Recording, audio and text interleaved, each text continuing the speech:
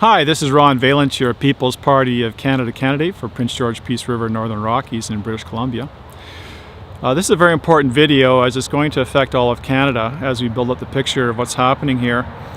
I'm going to lay it out like an investigative reporter. I came into this riding, I wanted to find out what the key issues were, and so I'm going to lay them out as they came to me. First issue I heard was this issue of caribou recovery.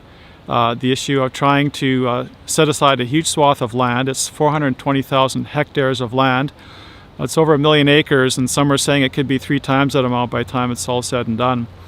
In order to recover, a few thousand head of caribou, I believe it is.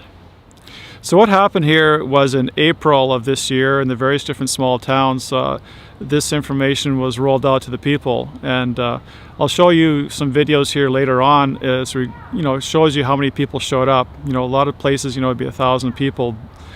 This is a very, very dramatic thing because what's going to happen is people are going to be off limits as to be able to go and do their recreational activities, but more so to be able to actually even work.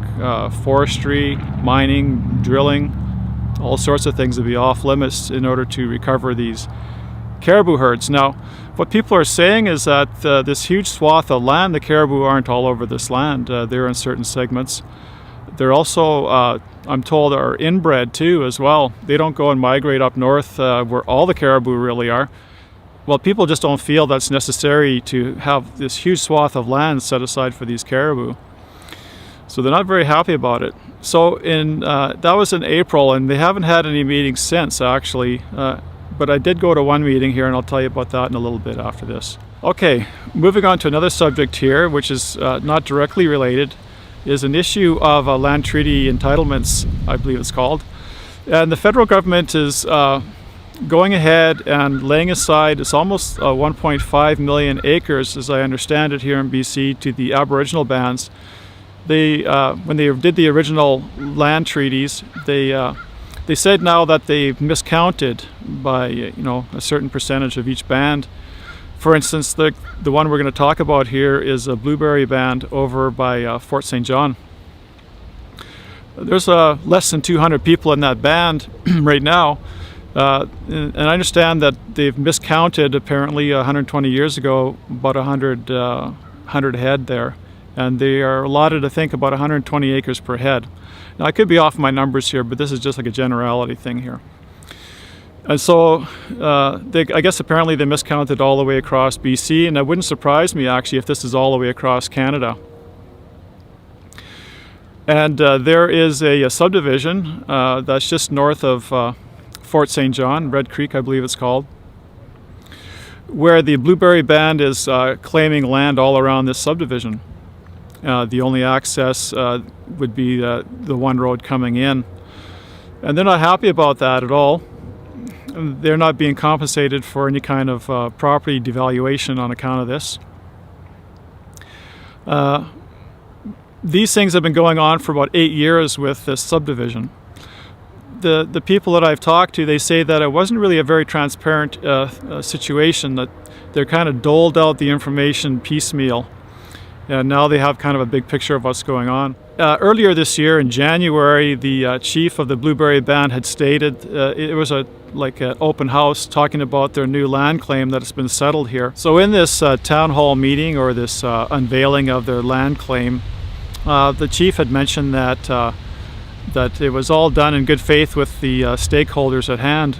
But there was one person who had made exception to that and said that basically that they only attended the very first meeting and then they left early and they didn't attend all the other meetings, and this is all kind of a surprise to them that this is all going on. This land here that's being claimed actually is just very close to Fort St. John. It's about 20 minutes out, and there's 20,000 people in Fort St. John. This is where they go and do their recreation. They go quadding and go out into the backcountry there. It's the closest Crown land actually.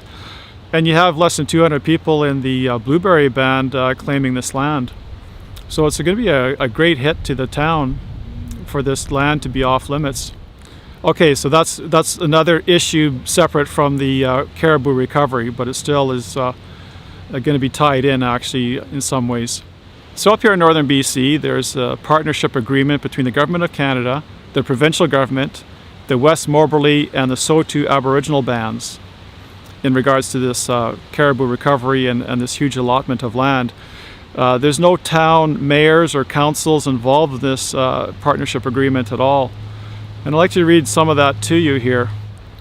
Okay, it says here that it's the Intergovernmental Partnership Agreement for the Conservation of the Central Group of the Southern Mountain Caribou, February 21st, 2019, between Her Majesty the Queen and Right of Canada and Her Majesty the Queen and Right of the Province of British Columbia, the Saulteaux First Nations, and the West Moberly First Nations.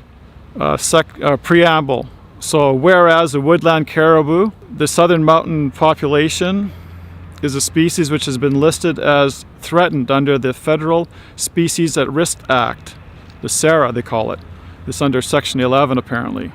Whereas the Minister of Environment, that would be Catherine Meckenne, and the Climate Change Canada have determined that there is an imminent threat to the recovery of the southern mountain caribou in British Columbia. Now please notice this point here. It says, whereas the parties recognize that the protection of the habitat species at risk is key to their conservation. It's all about protecting the habitat here. It doesn't describe how this affects the caribou. Now when you go and see the vast area, it just goes beyond human comprehension to see how large an area this is. It doesn't address any of the real issues, talking about, for instance, the wolf population that is growing and would kill the calves when they're born. The wolf population is another big issue for farmers. They're losing a lot of their cattle and livestock to these wolves. But it doesn't address even the grizzly bears and doing the same thing. And they have people not allowed to hunt the grizzly bears anymore, and the population is growing. There's so many other issues involved, but the only thing is just this focus on the habitat or the land. So one thing to recognize is there a correlation here in the Agenda 21 video when they talk about this issue of conservation? It's very important that everyone go and watch that video. You can skip the first 2 minutes and 30 seconds of it and get into it.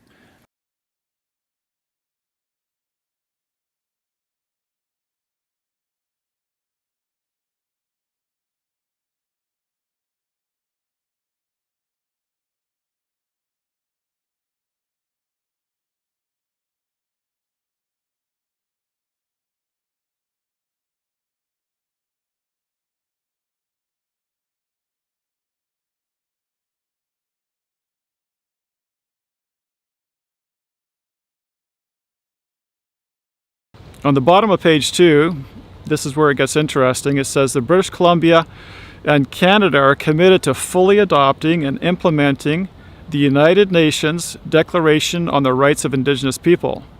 Have you heard about this declaration? Has your member of Parliament told you about this declaration? Okay, and the calls to action from the Truth and Reconciliation Commission of Canada. We have a Truth and Reconciliation Commission? Kind of sounds like South Africa, what they went through, including through the review and amendment of policies, programs, and legislation.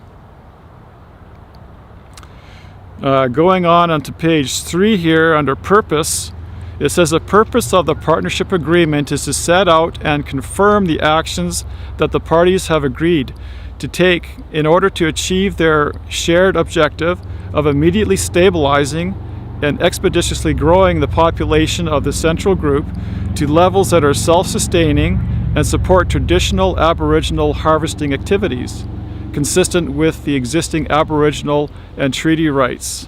So now we've got this entirely new thing here. We have the caribou recovery that is being talked about. And actually, before I get into it, I'd like to share that this is not in just BC. I was talking to a logger in Alberta, and he can't go logging certain areas now because of what's going on. All the way down to McBride, what's happening is your signs are being put up where people can't go into the backcountry. Everything's basically on shutdown and hold, really. And then I talked to another People's Party of Canada candidate in Quebec through email, and he's stating that the caribou recovery thing is going on over there as well, and that 9,000 jobs are at stake over there, and it's just going to decimate northern Quebec communities. Same thing up here in BC. These communities are going to be absolutely hammered. They're not going to be able to do any resource development or extracting of the forest or anything up here. So this is very serious. But in this agreement we just read there, that it's actually the UNDRIP agreement is involved in all of this. And that's this bad boy right here. I'd like to read from this actually, because this is very powerful. Now notice that it's the United Nations, right? The United Nations is acting as a world body, and our governments are capitulating to their demands. Now, one thing that you have to note here with the People's Party of Canada, we're going to be looking at all of these agreements and seeing whether we should be having them in Canada. Okay, this is on page 11 of this document. Bearing in mind that nothing in this declaration may be used to deny any peoples their rights to self-determination exercised in conformity with international law.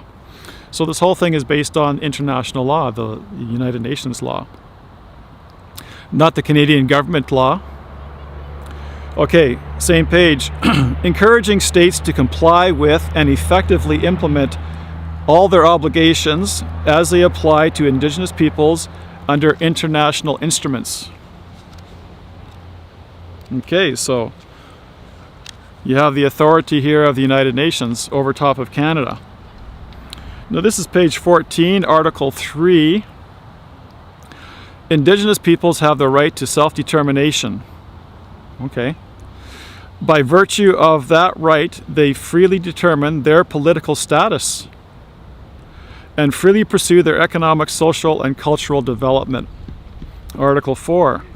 Indigenous peoples, in exercising their right to self-determination, have the right to autonomy or self-government.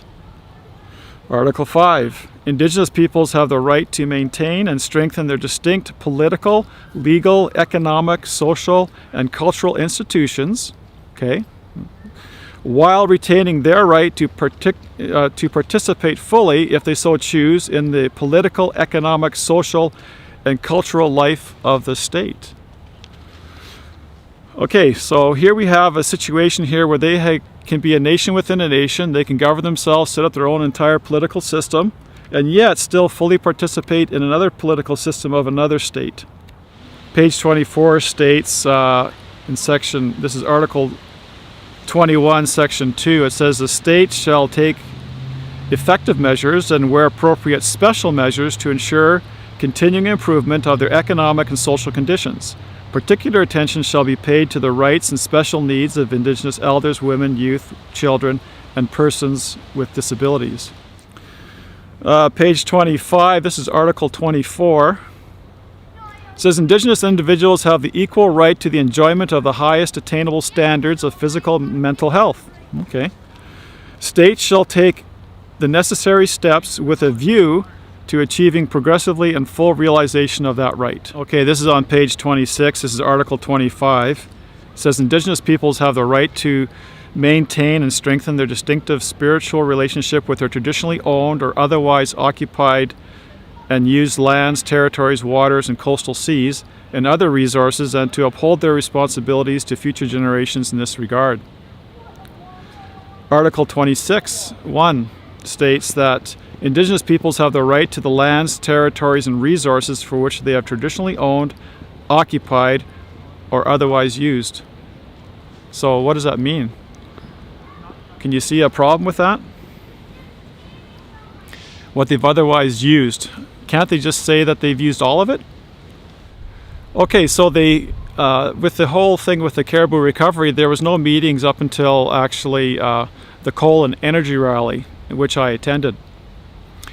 And I went and I asked permission in order to be able to record some of the meetings, and I wanted to record the caribou recovery because they were doing a panel on it. And I also got approval by one of the persons that I had gone on a boat ride with, actually, and asked him if it was okay. I didn't know the other people involved, so I didn't really ask because I didn't know them. So there was a panel discussion there, and I had asked my questions, and one of the questions I had asked, because the council had mentioned a court case in which they basically have the rights to be able to have access and hunt and fish on all of the Treaty 8 land, not just basically the reserve land. So I had recorded the event, but now people are saying that they don't want it released. Now I don't understand why, because there wasn't really any kind of groundbreaking information there. But I'm basically kind of held at bay here. I can't release it. I'd like to. Maybe one day it might happen. But this is kind of the problem that people have told me about this whole process. They felt that it was very secretive and kind of sprung on the whole area here. Now I know that I've heard that there are some high officials, and they basically have gag orders. They're not allowed to speak to anyone about this whole issue. And people aren't happy about that. They're just feeling out of loop, out of the process, and they don't like the fact that the agreement is just basically between the governments and the two Aboriginal bands. And another thing that happened actually, which is totally new to me, I've never seen it before, at the Coal and Energy Rally I saw it twice, maybe even 3 times actually. And that is when they start their meeting, they acknowledge that they're on the ancestral lands of various First Nations. And I thought that was, the first time I heard it, I thought it was kind of like, oh, that's interesting, it's kind of like paying respect, I guess you might say. But then it happened the second time, the second day actually. And I was wondering, what's going on here? Why is this acknowledgement going on? And then it happened also in a prayer actually. And the 2 times that there was prayers for the meals that we had, they were done by Aboriginal people.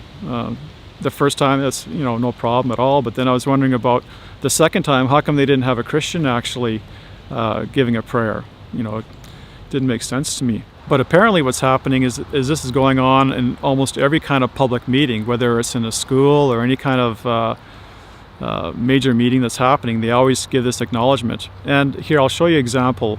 Now these 2 examples are when they were actually doing the caribou recovery meetings in April. Look at the turnout and also look at how it's done here.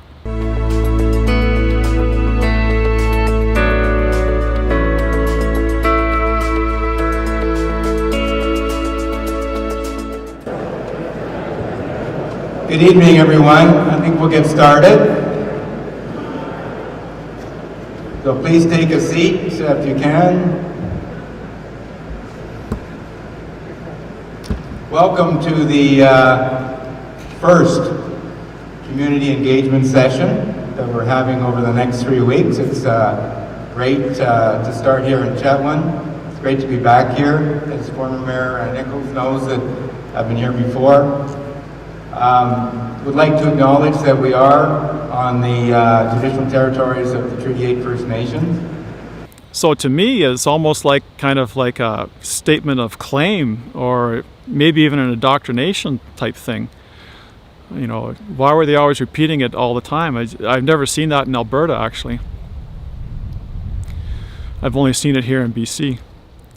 I was talking to someone else in another town, and they had mentioned how they can't protest any of this kind of thing that's going on, because if they did, they'd lose all of the contracts. They'd go bankrupt. So the Aboriginals have a tremendous amount of power here up in this area. And the bands are just small. And so you have 200 people in a band. You'll have the chief and maybe the council, which is, I don't know, maybe 8 or 10 people. They exert a tremendous amount of power, and it's quite stunning to see, actually. What happened was I come across a CTV article. It just kind of randomly popped up, and there was a First Nations chief. He was talking about how there was a meeting with the senators in regards to, I believe it was Bill 292 and 90 and 91, having to do with UNDRIP actually. And the senators didn't participate in that meeting, so it couldn't go forward. I don't know what the ramifications of that are, but that happened just a few days before the writ was dropped. So right now what's happening is all of this is kind of in limbo. But it seems to me we're very close to having UNDRIP implemented all across Canada. And as you heard from what I've read in there, that they have rights to all of the lands and resources of which they traditionally owned or used, the implications are tremendous. Something unrelated here is I've talked to a person who's an Aboriginal business owner, I mentioned to him that I was going to be running in the federal election here. And he says, Ron, I know way more than you of what's going on over here. And through the course of the conversation, basically he was stating that in 10 years, the Aboriginals are going to be taking Canada back. I didn't really question him on it. I mean, it was kind of out of the blue, and I thought, boy, that's quite a statement to make, you know. But here I can see it's entirely possible with UNDRIP. Another thing is that Jagmeet Singh and Elizabeth May both say that they're going to fully implement UNDRIP. But it's not just UNDRIP, it's also this issue of reconciliation.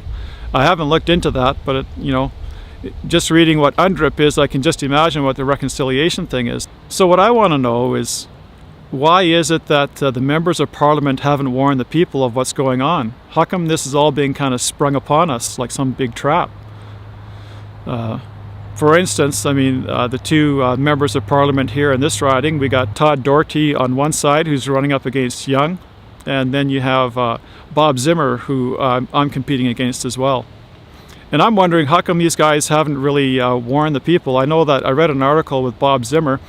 He was concerned that this temporary moratorium on the caribou, it's a 2-year moratorium, but he was concerned it's going to be permanent. Well, I guess that's what it's going to be. But then he goes and blames Catherine Meckenne. Well, the whole thing is that Catherine Meckenne is working with UNDRIP. It has to do with the UN. This is coming from the UN, this whole thing.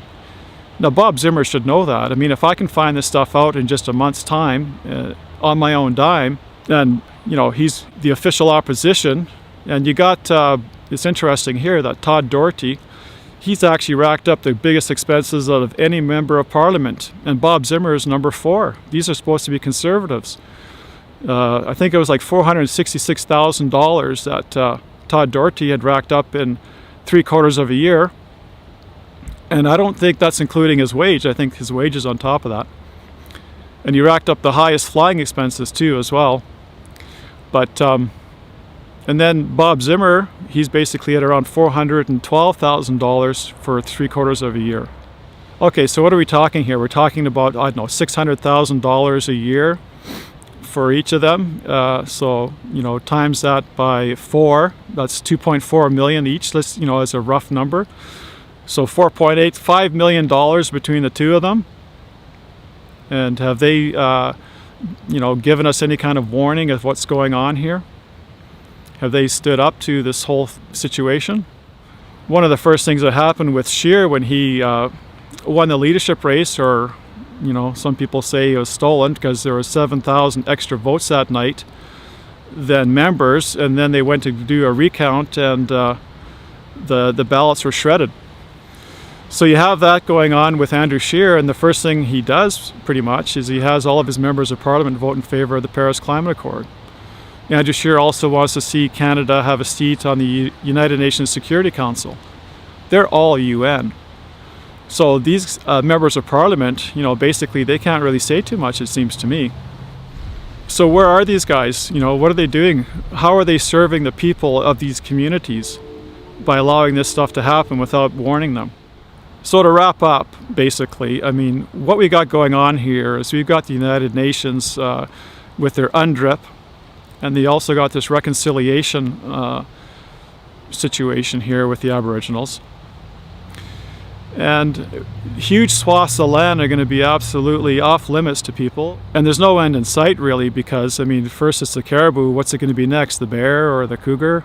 Some other thing? It's all very open-ended. And so these members of Parliament, I mean, they haven't really told us what's going on. They haven't given us a heads up.